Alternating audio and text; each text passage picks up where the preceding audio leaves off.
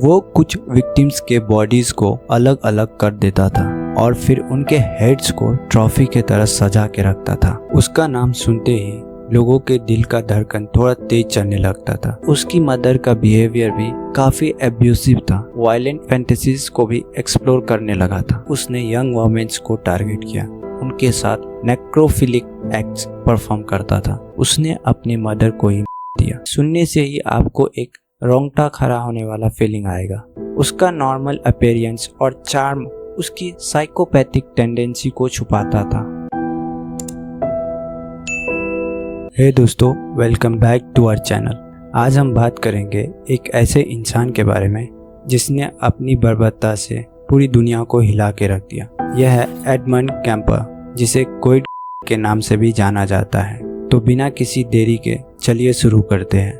Edmund camper एक American serial था। उसका नाम सुनते ही लोगों के दिल का धड़कन थोड़ा तेज चलने लगता था। ये इंसान 1970s में अपने खौफनाक क्राइम की वजह से फेमस हुआ। कैम्पर ने टोटल 10 किए, जिसमें उसके ग्रैंड पेरेंट्स, मदर और कुछ यंग वुमेन भी शामिल है। ये क्राइम्स इतने ब्रूटल और डिस्टर्बिंग थे कि आज भी उनकी कहानी सुनकर लोगों के होश उड़ जाते हैं। एडमंड एमिल कैम्पर का जन्म 18 दिसंबर 1948 को बर्बैंक, कैलिफोर्निया में हुआ था।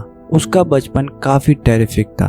उसके घर में जरूरी प्यार और सपोर्ट की कमी थी और उसकी मदर का बिहेवियर भी काफी एब्यूसिव था। इसका असर उसके मेंटल हेल्थ पर बहुत नेगेटिव पड़ गया। अर्ली एज से ही कैम्पर ने एनिमल्स को टॉर्चर करना शुरू कर दिया था और वायलेंट फैंटेसीज को भी एक्सप्लोर करने लगा था। कैम्पर की इंटरेस्ट 1964 में शुरू हुई, जब उसने अपने ग्रैंड पेरेंट्स का किया। फिर उसने यंग वुमेन्स को टारगेट किया जो लिफ्ट दिया करती थी। उसका मॉडस ऑपरेंडी काफी चिलिंग था। वो अपने विक्टिम्स को गला करता था और फिर उनके साथ नेक्रोफिलिक एक्ट्स परफॉर्म करता था। वो कुछ विक्टिम्स के बॉडीज को अलग अलग कर देता था और फिर उनके हेड्स को ट्रॉफी के तरह सजा के रखता था। 1969 में एक छोटी सी मेंटल इंस्टीट्यूशन की सुझाव के बाद कैम्पर ने अपनी इंटरेस्ट फिर से शुरू कर दिया। फिर 1973 में उसने अपनी मदर को ही दिया और उसके बेस्ट फ्रेंड और कुछ यंग वुमेन्स को भी।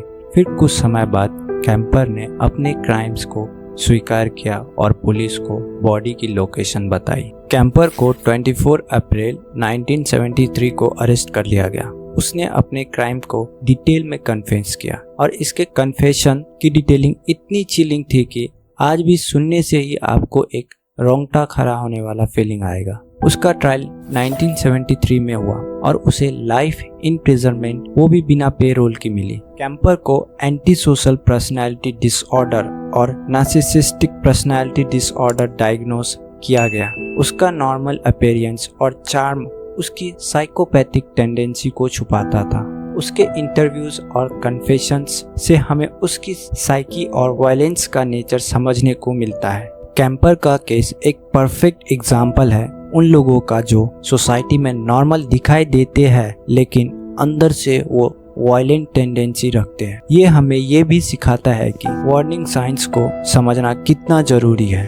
अगर आपको यह वीडियो पसंद आया तो लाइक और सब्सक्राइब जरूर करें। कमेंट में बताएं कि आप नेक्स्ट किस टॉपिक पे वीडियो चाहते हैं। तब तक के लिए स्टे ट्यून और अपना ध्यान रखें।